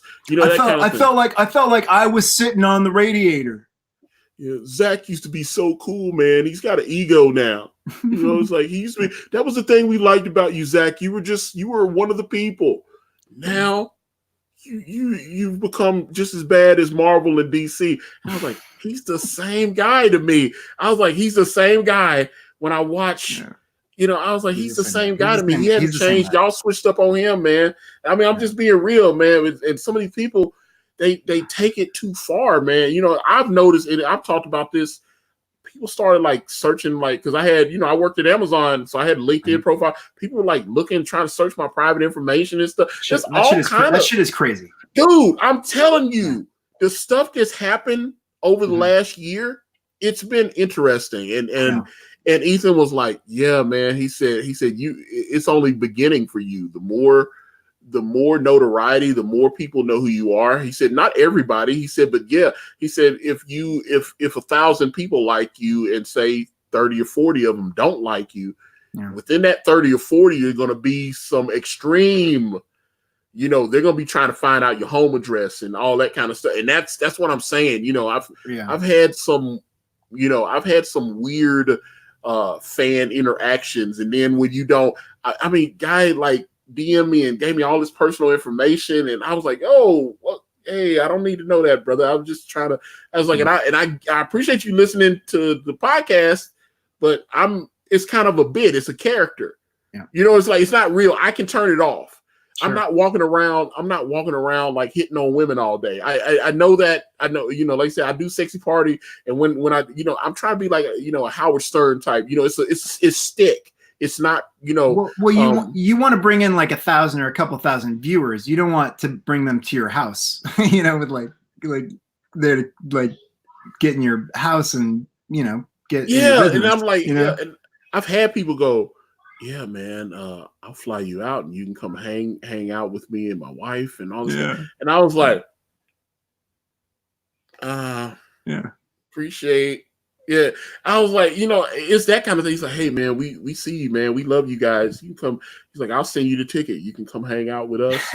So I was like, I think I said that to Clownfish TV in a chat one time. I think I was like, oh, I love you guys. You guys come to New York and we'll party. So yeah, well, it's hard for me to be. It's hard for me to be that judgmental. I've had people say, "Hey, man, if you're up in Jersey, holler at me. I'll buy you a beer." That's not creepy to me. But some people have like, that's why I actually said this on one of the last sexy parties. I was like, if you're a dude, please don't send me any inappropriate images in the DM, please, because I have guys like they don't understand. Antonio, how weird that is. Hey, let me send you this.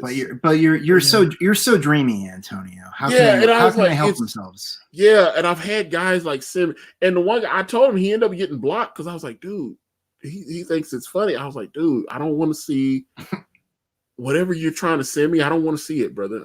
I don't please.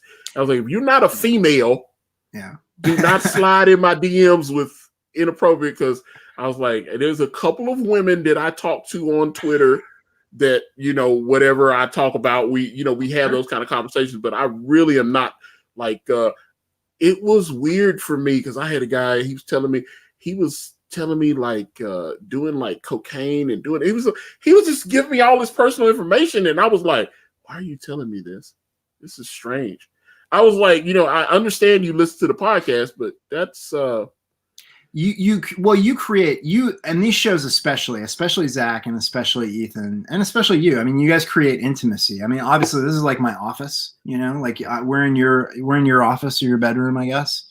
It's like people start to feel like they know each other. What I don't understand though is like the hate watching, right? Because I watch Zach and I watch Ethan because I really, really enjoy them. And I like what they're saying, and even if I disagree with them, and there are things around the edges of what they talk about with like diversity and SJWs that I disagree with, but I basically support like what they're saying, like the totality of what they're saying, and I enjoy their personalities. I don't understand like why you would hate listen to them and plot revenge against them and obsess about them or like dig through information. Like all that stuff is nuts. I don't know where it comes from. Why are people crazy? Some of these people I see on Twitter that I knew used to really like Ethan, Mhm. and then I see them like attacking him on the daily now. Yeah, it's like, man, daily, like what daily, a all difference day long. the day makes. I was like, day long. Like Yeah. 6 months ago, they were cyber fraud backers, Hail Caesar, all this kind of stuff.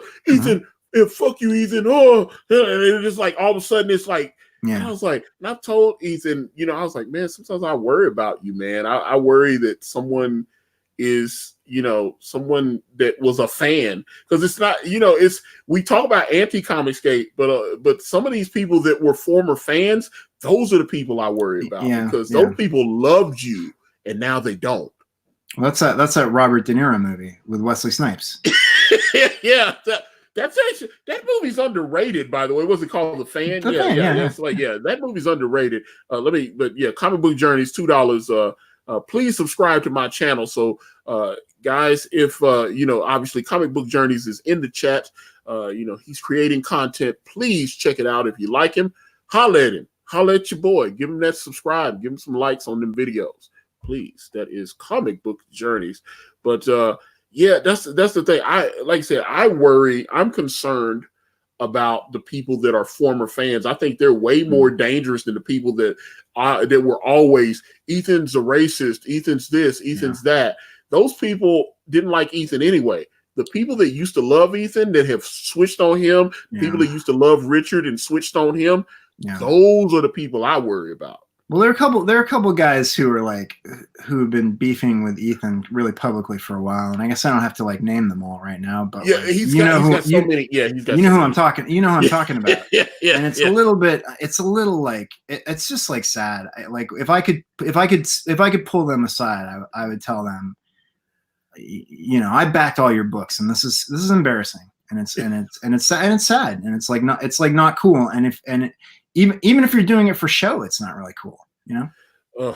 But that's why I'm saying, you know, and I'm concerned, just because of some of the things I've seen. Because I was like, I'm not on that level of Ethan Van Sciver. I'm just me. But my goodness, man, there are some people that have really they really go overboard. I just read that comment. Yeah, and I was just, oh God, it's just that's another thing. I've talked to some of my other friends. I was like, that's why you can tell that person don't got nothing popping, man. They don't have anything going on, because they spend entirely too much time on Twitter. It's like, I get on Twitter and I do my thing and then I'm out. You know what I'm saying? It's like, I see some people, you know, they create these fake accounts, and you look within like a month, they got 3,000, 4,000, 5,000 tweets. I was like, I ain't got time to do shit like that. I just don't. Yeah. Oh, yeah. God. It's like if I could go back in time and tell like my like 15-year-old self like what the world would look like when I was 40, I don't know. I don't know if I would do it. It'd be too sad. Yeah, and like I said, you know, that's the thing. But you know, Ethan's real smart, but he talks about it, man. You know, and that's the thing. And Richard, like I said, I've had a conversation with Richard and Ethan. You know, people that used to love them, and then you know, then that heel turn comes. So I think I know Richard in particular had told me that he started being a little bit more selective about who he interacts with, because you know, he just thought this was a budding community, and you know, there were people that just like, oh, you're your boy Zach, and you know, they were really showing him love, and he trusted them. Yeah, and you know, that's why, you know, like the Kickstarter decline message that was only shared with a couple of people, and someone that used to like Richard decided that, so then they shared it. You know what I'm saying? So that's that was the Dark Roast. The Dark Roast got shared by the head of his fan club or whatever. Yeah, that's what I'm saying. Gay German Stalker. You know, right? Yeah, like, that's what. He's right about Twitter, and he's right about social media. It does screw people up. It screws up their perceptions of like what the appropriate way to interact with other people is, and like sense of proportionality, and it triggers those endorphins.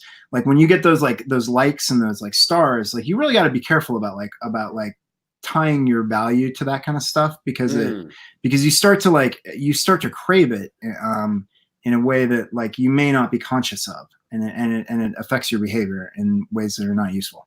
That's my opinion. Yeah. Well, that's the thing. Yeah, it's really dispiriting though to see. I was like, man, you used to be in the chat with us all the time. Yeah. How did that happen? I was like, it's strange to me. But like I said, that's why I'm saying I dislike the fragmenting of Comics. I dislike it. I think it was a lot cooler. It's a lot cooler for everybody to be like beefing with each other as a joke. You know what I mean? Instead of like for real, you know. Whew. That was like TJ Swan. You got to understand the access EBS exposed himself to. You got all types of scrubs thinking they are on his level, i.e., geeks and gamers. And I don't know. I've streamed with Jeremy. Obviously Ethan streams with Jeremy, and they hung out at New York Comic Con. I like Jeremy. I actually want Jeremy to come on my wrestling podcast that we do on Thursdays. So I actually, because he was talking, me and him were talking about he don't like new wrestling, he likes old school wrestling. So that's me, like Junkyard Dog, Hacksaw Jim Duggan, So Captain Lou Albano. So I was wanting to have him on there.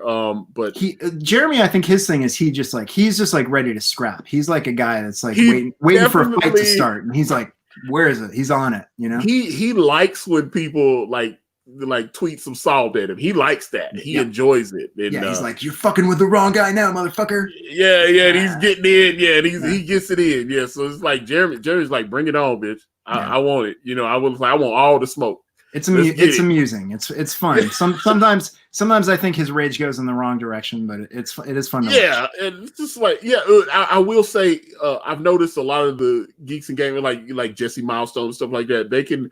Their opinions can be a little. I was like, Jesse is definitely she can be a little abrasive sometimes. Hey, it's Jesse Milestone. She's really, but I can understand why she's able to draw an audience. That's the same thing that, when they would do what they call Q ratings on radio hosts like Howard Stern. And there were more people watching Howard that hated him because it was just the whole thing, it was just, it's that kind of thing, so, and I've noticed that about, what Richard said, there's like 12 internet weirdos that just keep, they subscribe to it. Because there was a guy, and he still dislikes my videos, but I blocked him like 6 months ago. He kept coming to my channel. I put up a video. Every time I put up a video, his whole thing was, you suck, Comics Gate suck, Ethan sucks. And he was like, you're part of the alt-right. And he would just come to my, I'd be talking, I was like, hey, there's a new Birds of Prey movie coming up. You're part of the alt-right, you suck, blah, blah, blah. And he would just do that every day. And I was like, at first I was ignoring him, and I was like, after you leave like 20 messages like that, I kept going, why do you keep coming here? So I assume what I think is that something is rewarding that behavior, and something is clicking in that guy's brain that's rewarding it. Whether it's like external, somebody sees it and likes it, or they tell him like, "Oh yeah, you really stuck it to that alt-right Antonio, clearly a Nazi," Yeah. It was I mean, he was doing it. He's like. No, what you guys in Comicsgate are doing, you're wrong. We're going to fight you. You're not going to win. I was like, dude, I'm just making a comic. I haven't attacked anybody. I'm not. No, you associating with Ethan Van Sciver, and he's a known harasser. I love that known harasser. That's my favorite. I was like, he's like, and he said, how can you as a black guy be associated with guys like that are alt-right? And I was like, well, I don't believe they're alt-right. So there's that. It makes it, if you don't believe that they're in fact what they're being accused of, it does make a big difference, doesn't it? Oh yeah. Yeah, they're a known harasser, known by whom? Like all your weird friends? Like, yeah, of course. I just the whole thing, man. It was like I said, this guy came to my page and he made sure he thumbs down on my videos every day, man. This dude would come in and leave nasty comments. And then I was like, look, dude, I'm tired of your ass. I'm just gonna block you now. He still comes to my channel and dislikes my videos. Well, that's what I felt like when everybody swarmed Pablo on that picture, because that picture, I didn't know if they were swarming. I wondered if they were swarming him because we launched our campaign. I don't know that they did or not, but it was like, why is this? Pablo's in the chat right now. Maybe he can speak to it. Like, why are they like, why is this happening now? It's like, it's sort of, he thought it was funny, but I thought it was like annoying because it's like, it's like a dark accusations that they're making. And I don't like, why take time out of your day to accuse somebody of something that's like so obviously like not true? Yeah, I don't. Well, it's that also that troll, and that was something else I had talked to Richard about, where the new troll is to say that Ethan, when Ethan was at DC, he was not really that good of an artist. He was a mediocre talent. Yeah. That's why they keep reprinting the fucking book. It's like, we got eyes, It's like, yeah, it's like you were an amateur Green Lantern. Your work wasn't even that good. He's like 25 years of sucking. I was like, are they serious? And I was like, and I saw some people, it's like, okay, Cyberfrog is this, Cyberfrog is that. They didn't like, it's like, it's long here and not long enough there, blah, blah, blah. But I'm telling you, when I flipped through those pages, I was like, oh my God, look at the detail. Oh my God. Oh, there was so much in the book. I was like, So I just saw Pablo in the chat. He just said the Mia Khalifa thing was not because of Cyborg USA. It was because he was sharing the drawing on different tweets about the Avengers game, because the Avengers game just came out with Miss Marvel as that main character. So that makes a lot more sense. That makes a lot more sense to me. Well, so I don't have to take it personally anymore. Well, in either case, I am a huge admirer of Mia Khalifa's films. Although she, I follow her on the Twitter. Filmography, right? There's a short filmography. Yeah, because she said she was only in I think for just that one period, and she said she only made during her entire adult film career, she only made $12,000. Yeah. Well, we're gonna try to beat her porn career with Cyborg USA. We're gonna try to raise $12,001. I believe you can do it. I hope so. It looks like you got the work ethic there. Let me see here. Okay, so there's Pablo. Well, that's interesting to know. I can definitely makes sense, because they're trying to elevate Miss Marvel as like, the face of the universe, and I don't know. Somehow people were like, it's like, it's not going to ruin the character for somebody else. You know what I mean? Like, his art doesn't ruin the character. You can't police his art because you think it's too sexy. I would watch if they cast Mia Khalifa as Miss Marvel. It would actually make her interesting. I know, exactly. Is that right? That's right.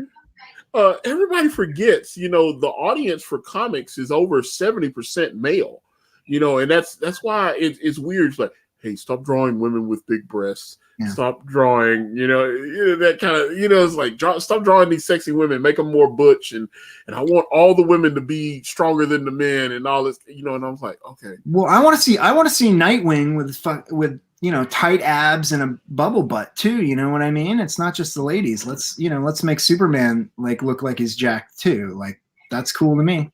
Yeah, that was like, that was kind of a thing. But man, yeah, I was, like I said, salute to Pablo. I'm a big fan of his. Definitely. Yeah. The second one that he made to melt their brains, like the first one was like sexy and like she's like very busty and showing off. There's like some cleavage. The second one I'm not going to describe it. It's like it melted my brain, but it's very good. So check out Pablo's Mia Khalifa Miss Marvel's pictures on Twitter. Yeah. I like I said, I been following for a while, big fan, and definitely this book looks really cool. So I just, there are these people.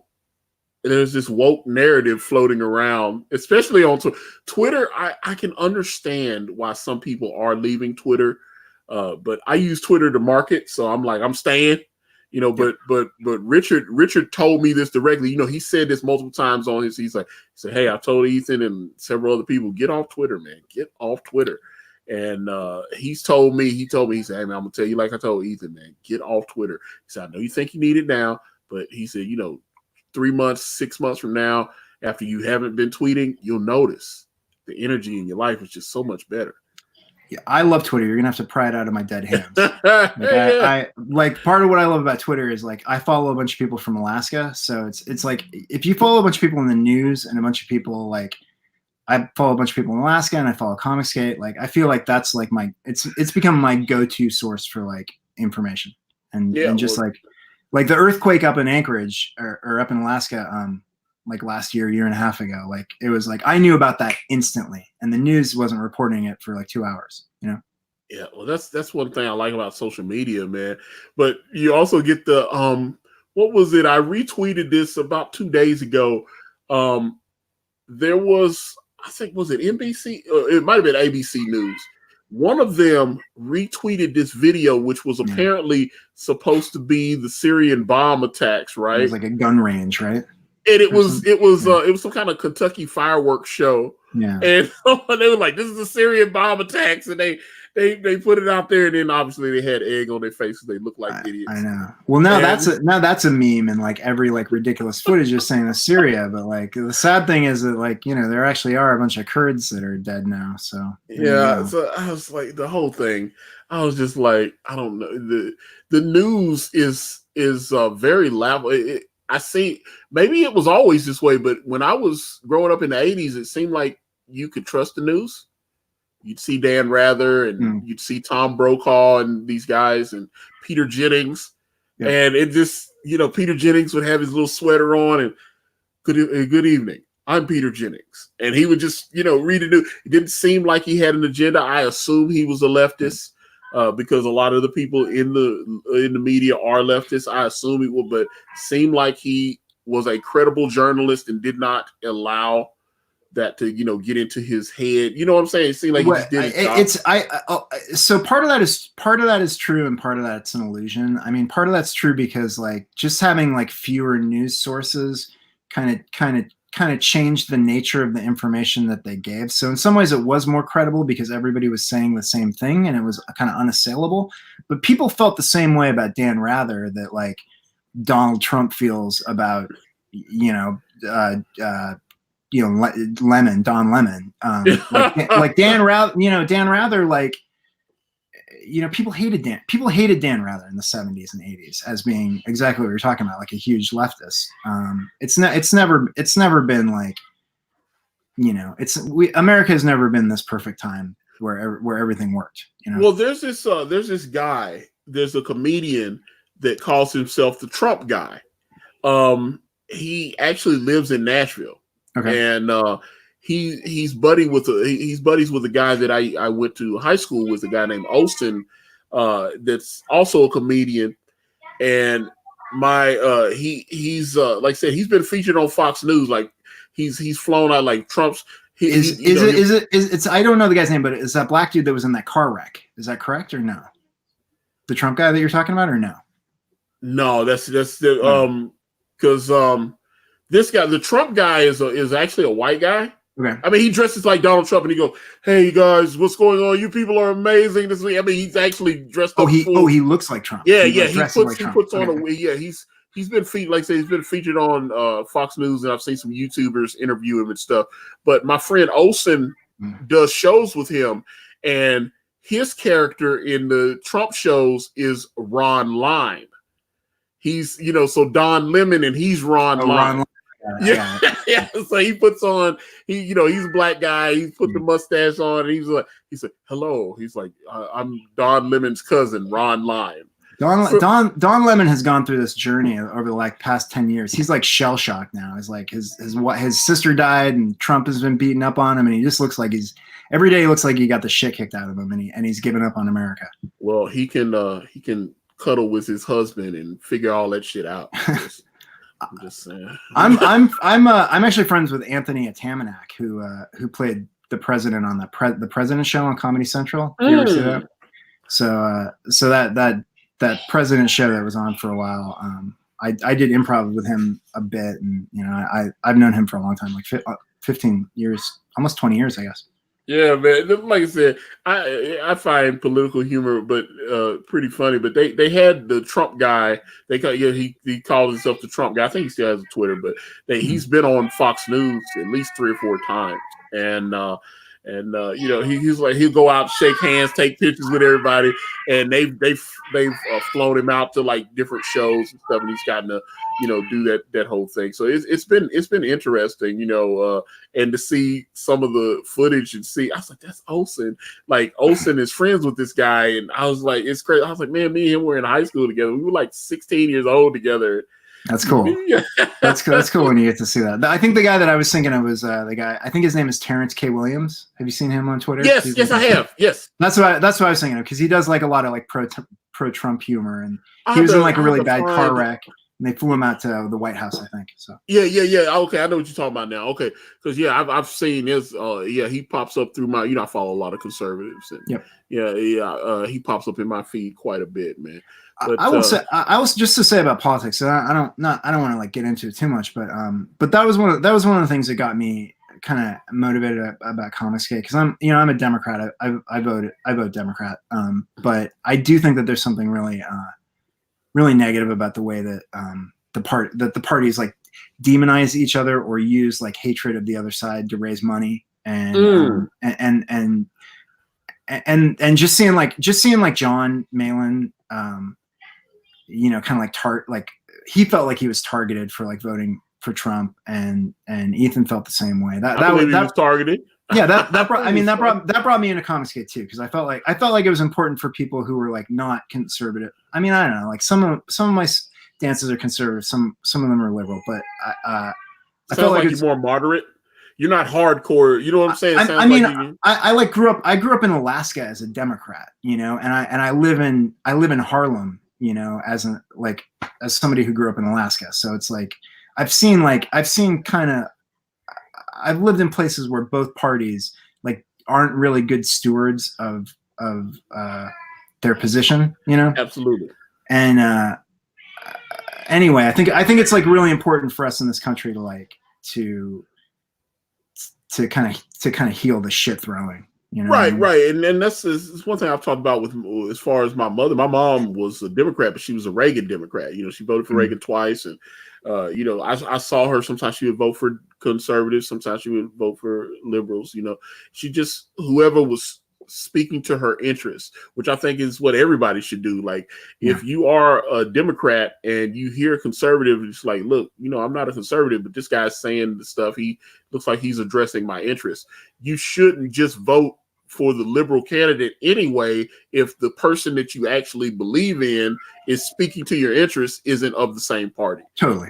And that's And you should understand, like, I think what ends up happening is you have allegiance to party, and you have a lot of these people who they're doing things that are not in the interest of the people who are supporting them, but they're supported because they've so effectively built up the other side as a boogeyman that's like an impossibility, to support those people. Absolutely. Yeah. Whew. Rob, man, I can talk to you all day, brother, but this has been fantastic, man. I really appreciate I appreciate you coming on. This has been your book looks really awesome. Guys, please, check out Cyborg USA. It is it's doing well, but it can do even better. Help us get it there. That's right. We got to where we needed to be. Now we want to be to where we want to be. But that's yeah, man. I really appreciate it. Let me see. TJ Swan. I still got a cop brand. How long is it gonna stay up? Well, I'm actually trying to figure out when we're going to shut it down, because once we get the print file, I want to shut that bad boy down. But I think he's still got. It'll definitely be open all this month. I can promise you that, and probably part of November as well. But it'll be shut down before the end of the year. So there you go. But matter of fact, let me pull up. Let me see. Can I pull up Cyborg USA one more time before we slide out? Do we make any sales? I hope we did. No hard feelings if not. It's been great to talk to you. Absolutely. Well, here's the thing. Something, you never know. Sometimes they're not instantaneous, and they can. Let me see. Yeah, so we're sitting. We got over 2,000 a few days ago, and we're just sitting right over 2,000. So we could really use another push. But there's some more things that we're going to announce and put up. Like I said, we have Billy Tushy's interview next week. We're going to start to get more previews of issue number 2 out there as soon as we get some colored like finishes going. So we're on our way. But yeah, the book looks great. Let's look at these pages again. You got some really cool reward tiers. I like this shot here. This is great. Yeah, that's very cool. And yeah, man. I love the way Pablo conceived these characters. It was right out of my imagination, and this is like, however this project goes, it totally is a dream come true to do this. So yeah, that's money right there. Yeah, I really like this one. I mean, because this really looks like those 80s cartoons. This looks like Silverhawks and this really reminds, partly metal, partly real. That's right. This is kind of so I really dig this mask stuff. Just like great anime. So I think this is a great looking project. But I want you to tell people, how can they reach out to you on the interwebs, on social media and all that kind of thing? So I am on Twitter. My handle is ROBCACY. That's my name, Rob Cacy. It's Captain USA at Rob Cacy. So that's the best way to do it. You can also email us at cyborgusacomic@gmail.com. And visit our website at cyborgusacomic.com. All right. And again, the link is in the description, guys. If you come in late and you happen to catch this, please, like I said, check the description there. Cyborg USA looks really, really cool. Get behind these independent creators and, show them a little love. And if you got some extra shekels, drop 1 or 2 of them on there and pick up one of these comics. This is great. Rob, thank you so much, man. This has been a fun conversation. I've enjoyed talking to you.